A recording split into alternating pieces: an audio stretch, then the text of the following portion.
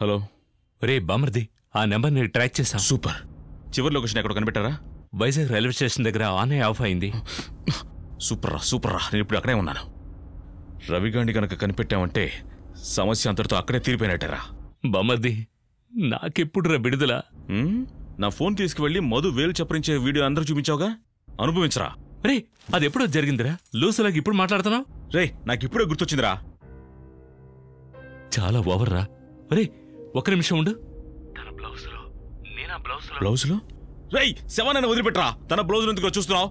రే, బుద్ధి లేకుండా మాట్లాడుకో. ఒక నిమిషం ఉండు.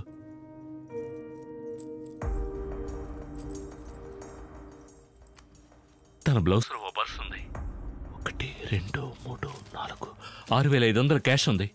ఓ పేపర్ కూడా ఉంది. కొన్ని నెంబర్స్ ఉన్నాయి. 157 158 159 160. ఈ నెంబర్స్ కి మర్డర్ కి సంబంధం ఉందనుకుంటున్నాను. సరే, అది అలాగే మెసేజ్ చేయి. రే బామర్ది, ప్లీజ్ రా, నా వల్ల కావడం లేదురా. ఎలాగైనా నన్ను బయటపడేరా. రే, ఫోన్ పెట్టరా. రే, శవం పక్కన కూర్చున్నాను, ఎగతాళిగా ఉందా? దీన్ని చూస్తుంటే నాకు భయంగా ఉందిరా. నీకేం తెలుసురా? సరే, ఫోన్ పెట్టే. నేను వాళ్ళని బయటికి పంపించే మార్గం చూస్తాను. థ్యాంక్స్ బామర్ది. ఏంట్రా ఇటుపక్క సౌండ్ వస్తోంది? రమేష్ మామ. Hello Ramesh. Hello Ramanna, cylinder తీసుకున్నారనా? అది కాదు రమేష్, మేము మీ ఇంట్లోనే ఉన్నాం. మందు కొడుతున్నామని చెప్పరా? ఏంటన్నా ఇంకా సిలిండర్ తీసుకోలేదా? అది రమేష్, రెగ్యులేటర్ బాగా టైట్ గా ఉంది, అందుకే కాఫీ ఇక్కడే పెట్టుకున్నాం. ఆ విషయం నీకు చెప్దామని. సరే పర్వాలేదన్నా. నా ఫ్రెండ్ నందు అక్కడికి వస్తాడు, వాడు అక్కడే స్టే చేయబోతున్నాడు. మీరు తాళం మాత్రం వాడికి ఇచ్చేయండి, సరేనా? ఓకే, అలాగా అయితే నేను వెంటనే లాక్ చేస్తాను. మాయా బయలుదేరు, ఇంట్లోకి ఎవరు వస్తున్నారంట. అమ్మాయా అబ్బాయా?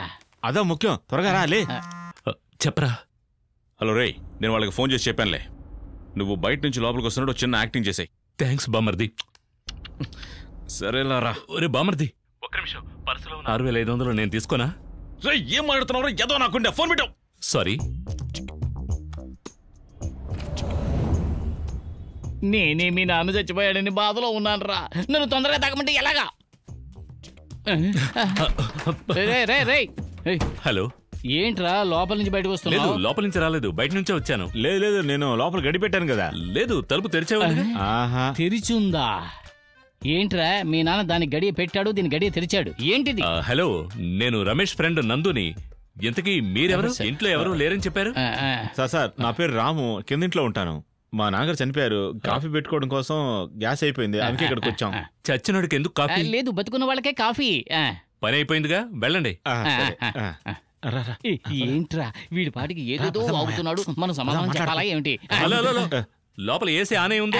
అదేం లేదు బాబు, కాఫీ చాలా వేడిగా ఉంది కదా, అందుకని ఏసీ వేసి దాన్ని కూల్ చేస్తున్నా.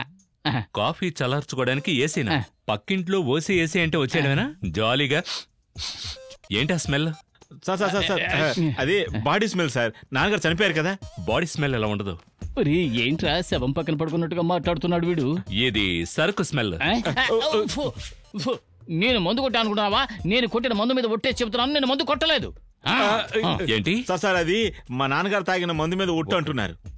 బెళవయ్యా, ఒకరికి హెల్ప్ కోసం ఇల్లిస్తే ఎలాగైనా బిహేవ్ చేసేది. ఎంతైనా కిందేలు కదా, బుద్ధి అలాగే ఉంటుంది. నీకు పైన కూడా 2 ఇళ్ళు ఉన్నాయి.